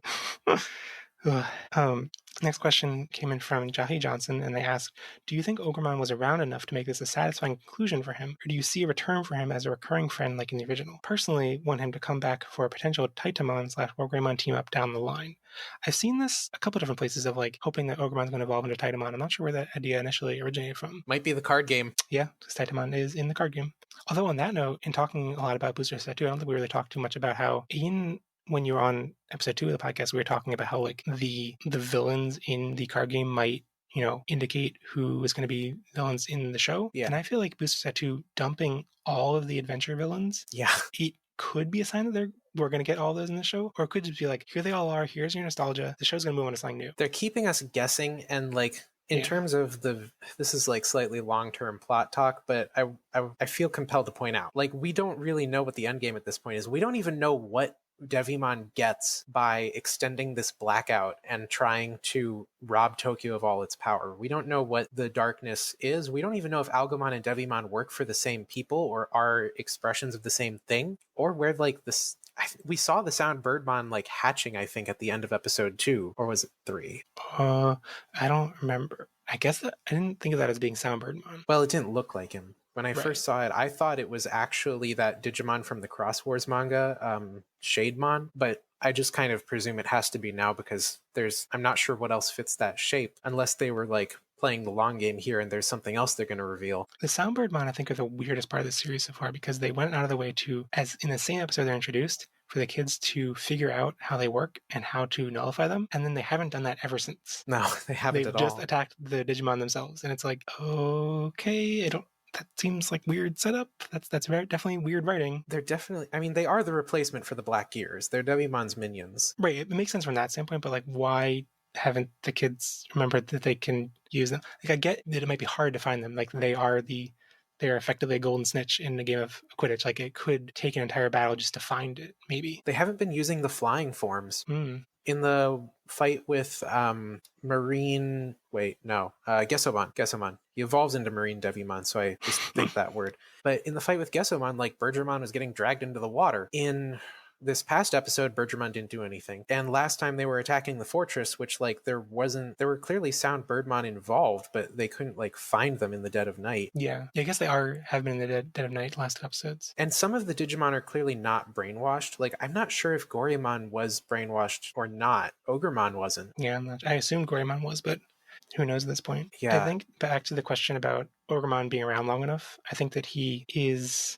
a little bit of a stretch. Like, he basically had one other episode and then came back a couple episodes later without any development in between. But for me personally, it felt like he got enough character development in this episode, and it was full of tropes. It was, like, bros punching each other until they respect each other, kind of like, but it combined with that moment at the end felt poignant enough that I really appreciated it. Yeah. I think that they could use him to demonstrate the life cycle of Digimon, the fact that they reincarnate as Digitama, because we haven't actually seen that yet, and Takeru isn't in the team right now, so like they don't seem to be playing Angemon for that. Wow, we killed our starter villain. We might be going on to Devimon next, and we don't have Takeru in the team. This season is weird. Yeah. Well, I mean, if Devimon's holding the Holy Digimon, he got his wish of like grabbing on and reaching Patamon and like just holding Patamon. And that's just what he's doing. He's just sitting in a room holding Patamon. Oh my gosh, what if Patamon... Wait, I don't remember if in the flashback they showed Seraphimon in there, in like shadow or something. I think Seraphimon was there. He was there? Yeah, in like the pan up of like the team of Holy Digimon. Okay, well, wait, like the statues or the actual... Oh, I don't remember the statues. But no, like Seraphimon and Ophanimon were definitely in that group. Okay. So it occurred to me, now originally I was thinking about this for Patamon, but it actually could be... We speculated about the idea of a 9th Chosen at some point in the last time I was on, which, like I've said before, I'm not committed to any of my theories, but what if the Holy Digimon reincarnated into something? Like, Patamon is a reincarnation of the previous Seraphimon, but then Valdermon reincarnates into something that belongs to a Chosen. That's an interesting theory. I'm just throwing it out. My crazy out there theory that I've developed since we were last on is that the 2 dots in the colon for adventure represents the fact that it's going to be pairs progressing. But I'm not actually putting a stake in that. As to Titamon or Ogremon coming back, like, he could reincarnate. Like, he could be used as an example of the life cycle if they don't use the Holy Digimon to explain this first. Like, they could come across some kind of Village of Beginnings, or what's it? The dub name is Primary Village, right? Yeah, so he could show up somewhere there, and then, like, towards the end of the season, show up again as, like, an ally helping them against whatever the antagonist is, that I assume will have some kind of big demonic army. or just a lot of Algomon. Yeah, that's possible. I guess that's like directly the Gatsumon's arc in Savers, if I recall correctly. I guess Gatsumon slash Meteormon. Anyway, last question from Ray of Truth 1 said, do you think Ogrmon's horn physically can't grow back, or do you think it's a Steven Universe situation where it isn't growing back purely due to his damaged pride? I assume that it's physically can't grow back, but by the end of the episode, he's missing both of his horns, so, you know. I think it can't grow back. Like, physical damage to a body in Digimon is always kind of a weird thing, because in some parts of the franchise, they can repair things. Like in V-Tamer, they could, like, heal their wounds with herbs and stuff. And I think in Tamers, some Digimon might have restored themselves by absorbing others. But with the horn breaking, I think of like how the early lore for Metal Greymon was that it was a Greymon that had grafted cybernetic parts onto itself. I mean, I think that like it would be much more likely that, like, I think that's the kind of wound that would be healed through magic Digivice energy more so than like he feels really proud and now it grows back, you know? So I don't think Digimon's quite as magical as Steven Universe in that sense. If your Digimon partner broke one of its horns, just recall it into its Digiball and it will heal. All right, so now at the end of the show, do you have any final thoughts on this episode we didn't get to? Okay, so there's this one piece of background music that they've been using in a couple episodes that really weirds me out because the opening part of it sounds exactly like Night on Bald Mountain. I have not noticed that. If you rewatch this episode, you will probably not be able to unhear it, but you'll hear the Night on Bald Mountain bit, and then it will not be Night on Bald Mountain. Well, I'll go back and look for that. I thought that this depiction of Ultraman was a really satisfying like depiction of threat level. Like in the original show, we got multiple ultimate slash perfect Digimon on Fire Island without really feeling like they were that big of a threat. Like I remember as a kid finding out that Andromon and Monzemon were ultimates and being like, oh really? But I don't remember them being that big of a deal. And I think this is a lot more satisfying for especially new viewers to build them up as a big deal and not just like, oh yeah, those other ones were around. Like, oh yeah, technically they were hard to defeat, but like we defeated the Black Ear, so it didn't really matter. In hindsight, Monzaimon was kind of anticlimactic considering it was originally the strongest Digimon. Yeah. I remember as a kid thinking like, hearing rumors in the playground that Andromon was the strongest Digimon. And I was like, looking back, I'm like, did no one in my playground cared about Monzaimon? I also appreciated this episode, like how the titles and previews have been like making it clear, like it made it clear that like there's going to be Ultrajon attacking, there's going to be Metal Tyrannomon, there's going to be Ogremon coming for a revenge match. But there was enough context around that for it to still feel surprising and original, even though all those pieces of the picture were solidified.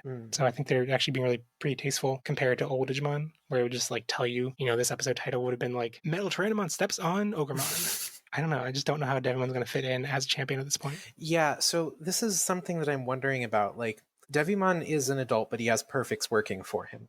And they could just say, well, he's a really strong adult, and that's why he's going to need all of them to defeat him. But also, like, the next episode preview, like at the end of this episode, there's a couple frames of Metal Greymon. We're, like, jumping into this. We don't even have the other two in the party, and somebody's already going up to perfect level in episode 9.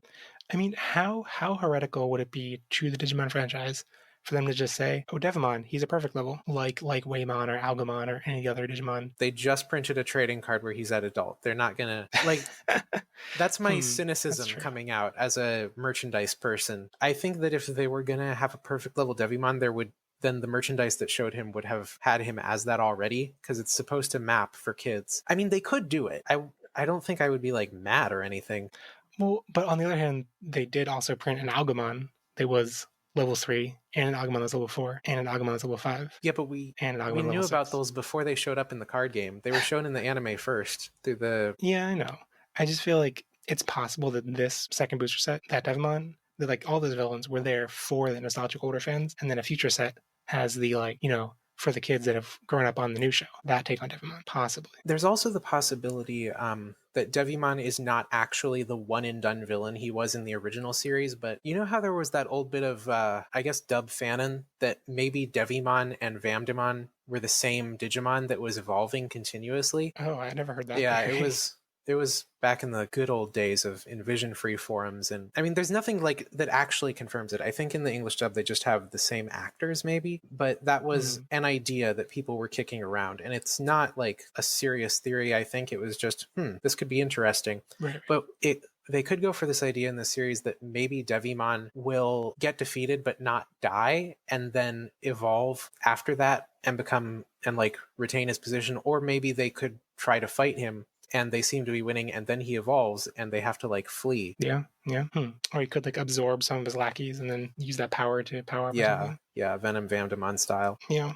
So lots of possibilities. How would you rate this episode out of 5 stars? I think just for the like Ogremon little mini bit it gave us, I would bump it up to a 3.5 instead of, I was going to give it a 3 originally. I am very divided between 3.5 and 4 because I think at this point, considering it gave me exactly what I wanted out of it, like I feel like the thing that's been the most missing from the franchise, because it delivered on that front, I'm going to give it a 4. I think I probably will look back on that and regret that choice. Like I think 10 episodes down the road, if that's not really a concern anymore, then I'm worried about villain characterization. I think I'll look back on this and think that like rating this the same as the Fortress episode last episode will seem really bizarre. But for now, that's where my headspace is at. So yeah, I'm going to give it 4. You know, there was one episode where this concept of having MVP made sense. I introduced this last episode, and now it's like, well, there were only a couple characters that even did anything in this episode. But who's your MVP? Kabuterimon, because he just flew across the entire highway for like 4 weeks, delivered a Mega Blaster to blow up a whole bunch of Cordramon, and then, yeah, he did his work. He's on the bench now. All right, I'm going to be basic and give it to Ogremon, because he's the star of this episode. And that's a lot better than giving it to Greymon. Oh, yeah. That's the ultra basic. Greymon, glowing eyes do nothing. So you mentioned Metal Greymon next episode. Do you have any other thoughts about the teaser? Next episode is titled The Steel Solid Super Evolution. So, wonder who that could be. I'm in a weird place because like people were going, Omegamon, it's too early. And I'm like, Metal Greymon, it's too early. Like, this is a mid-tier evolution and we're still in the early game. We're going to get 66 episodes out of this somehow.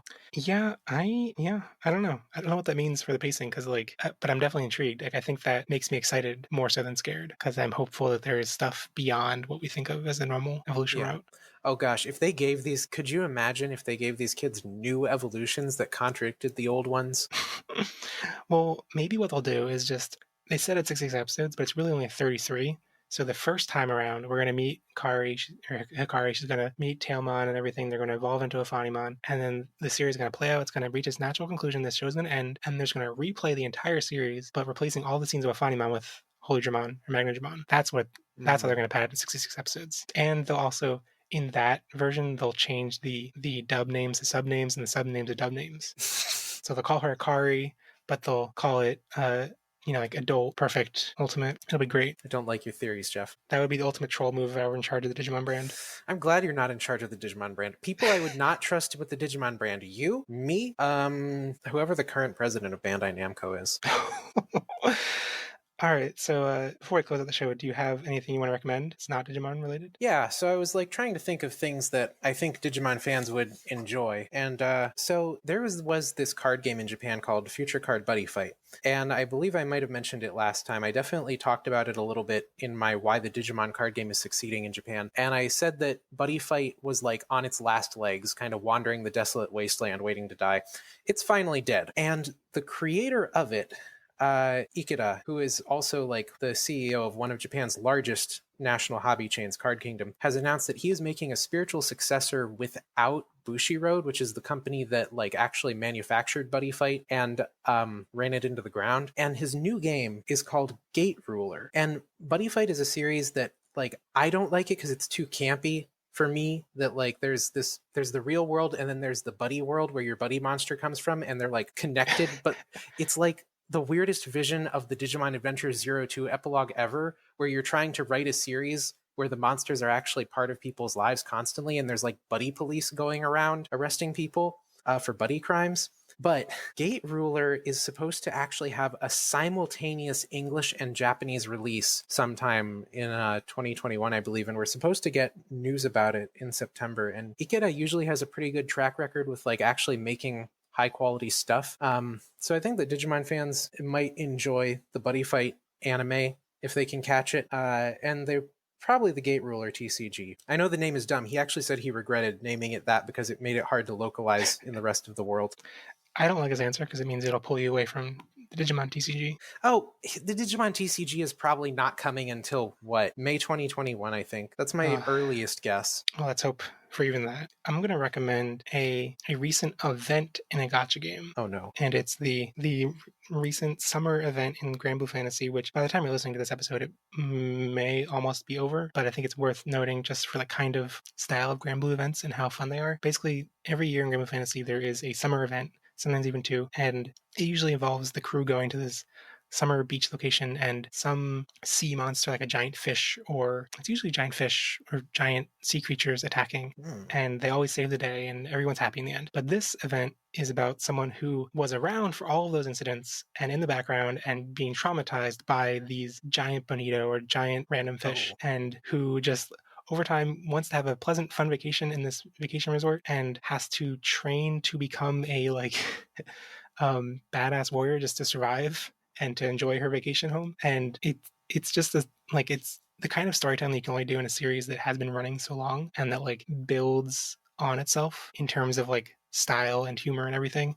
And I think that's what I've come to really appreciate about the game, and the kind of storytelling I didn't really know could exist out there until I found gacha games. And it's also, at this point in Grand Blue Fantasy, it's the height of summer. There's tons of free stuff, so it's a great time to start the game if you're on the fence. There's tons of daily free rewards, so it's always a good time to get into it, but now's an even better time. I don't like this answer because I don't like playing games on my phone. You can play it on a web browser. Just go to game.grandbluefantasy.co.jp. Use promo code PODAGES to get nothing, because they don't care about me. Are they paying you?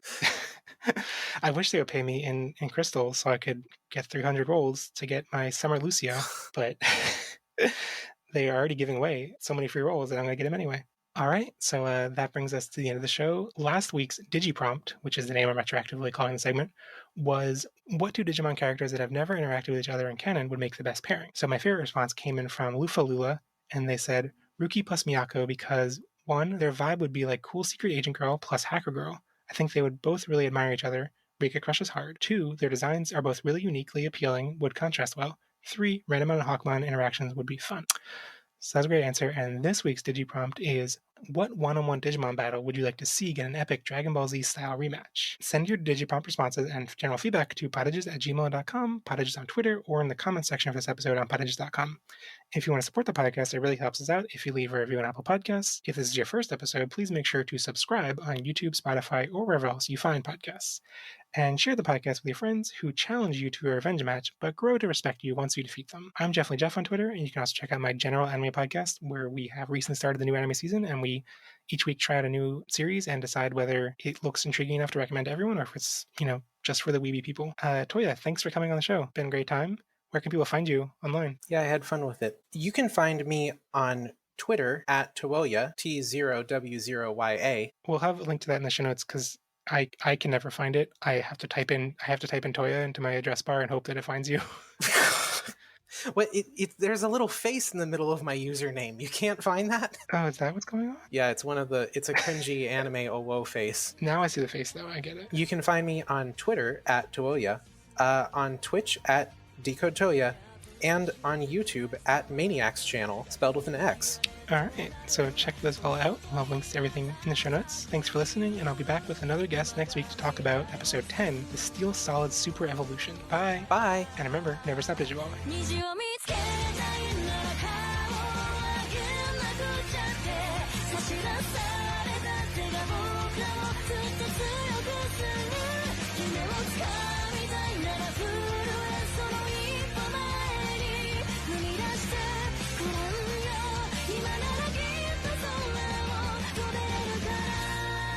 I love this game, but the localization, it felt like there were 5 different people working on it and not coordinating at all. Yeah, I was going to say, I think that 5 different people working on it would not be too abnormal for video game translation, but it's the coordination and editing that it did not. I forgot. It's been so long since I played it that I forgot how in the rear view of my memory I've just thought of it as I've forgotten those details of just how rough it was. Oh, I can never forgive what happened to the dialogue options. You'll get 3 choices, but the English localization turns them into one continuous paragraph.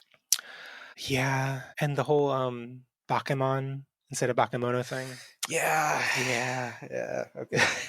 It's a thing. It's very relevant to today's episode because of some Well, I guess off-putting subtitling choices like Orgamon. Yeah. Orgamon. Orgamon. No, don't call him Orgamon. Orgamon. He's Orgamon now. Oh no.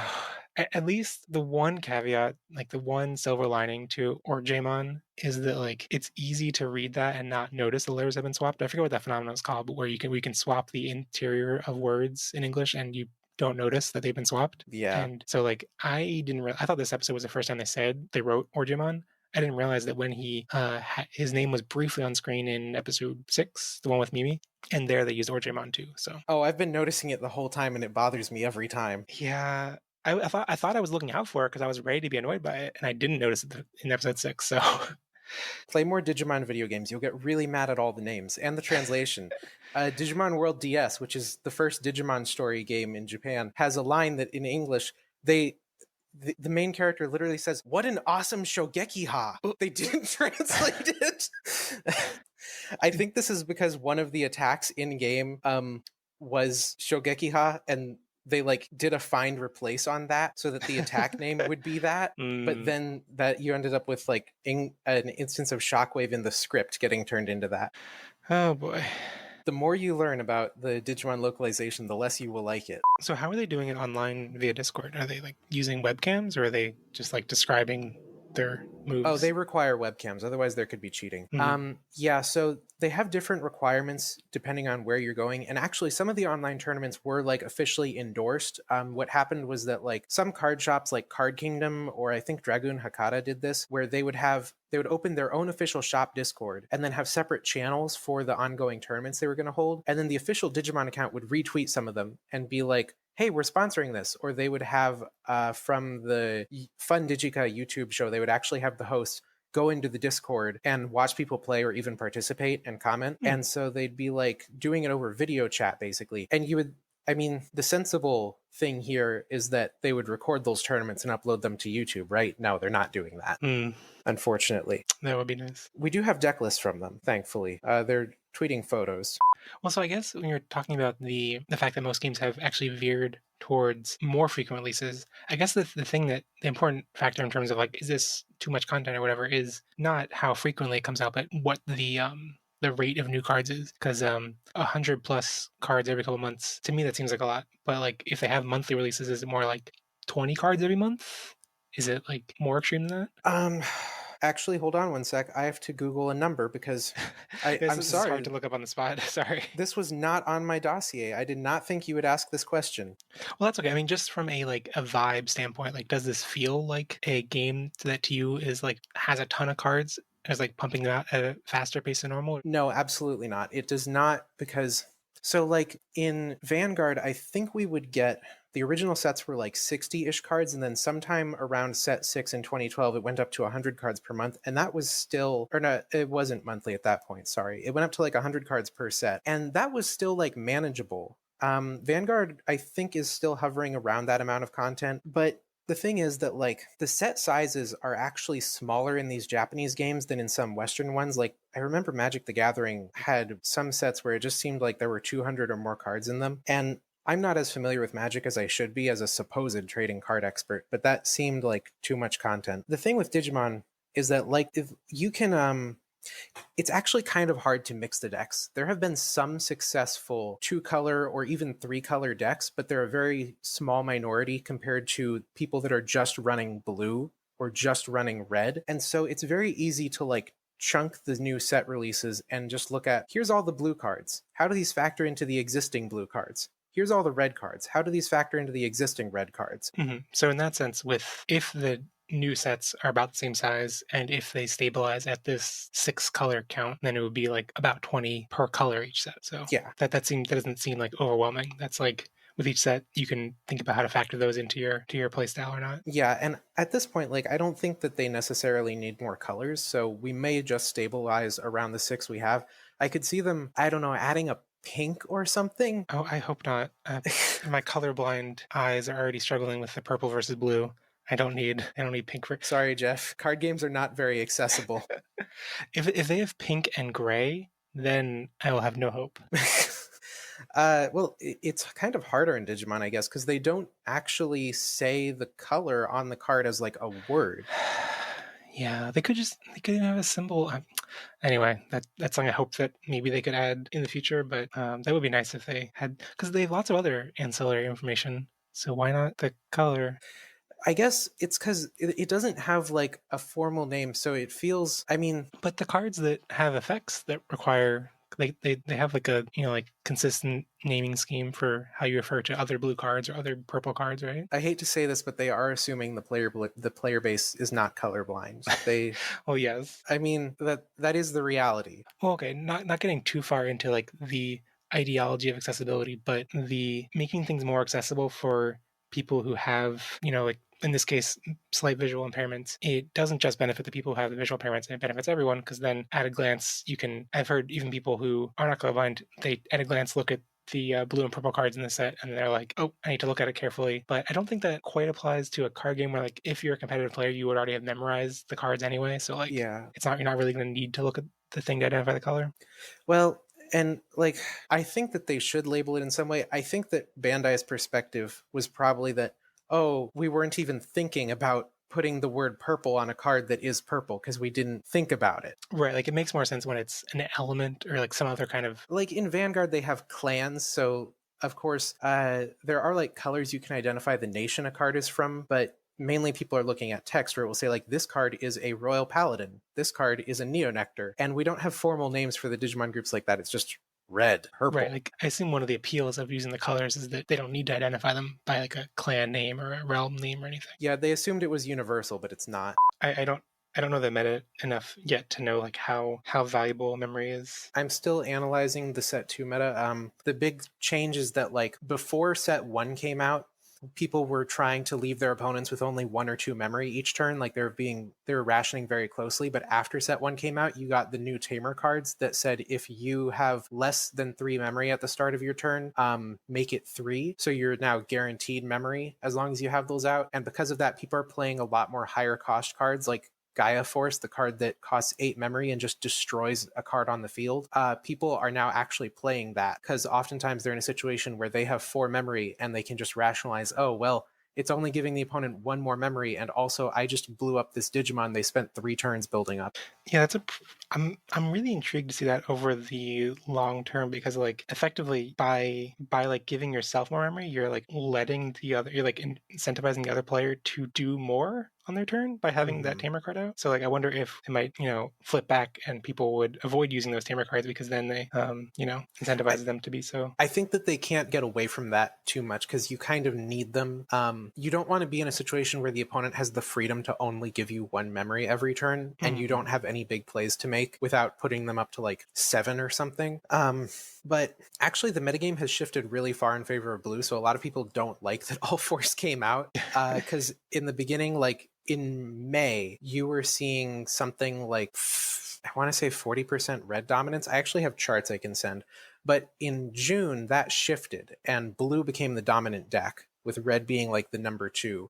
Blue Omegamon decks that, like, I mentioned that Garurumon combo earlier, they would like start on Metal Garurumon and use the Garurumon combo to attack a couple times, and then next turn evolve into Omegamon, who can also attack twice, while putting a lot of pressure on the opponent by like destroying their cards or bouncing them to their hand with Cocytus Breath and other stuff. And then also you started seeing blue Vidramon decks crop up that use the Vidramon secret rare and don't run level 6s, so they just have these really strong low-level Digimon. But All Force is a level 6, so I think it's pretty balanced as a card because you do have to work for it to get to that point. What one-on-one Digimon battle would you like to see get an epic Dragon Ball Z style rematch? If you had just said what one-on-one battle, people would say Ken and Takeru. I hope people still submit that. I want to see them doing epic, like beam charges. If you want to send fan art, of Takeru and Ken doing a Dragon Ball Z fight. He does the JoJo punches. Oh no. Oh boy. Yeah, sorry, I went on way longer than I thought. I forgot I had things to say. That's okay. I knew talking about the Digimon card game would give you things to say, so. I mean, I figured that we wouldn't have that much to say about the episode itself because, like, there wasn't that much happening. But yeah, we had things. Happy Odaiba Day!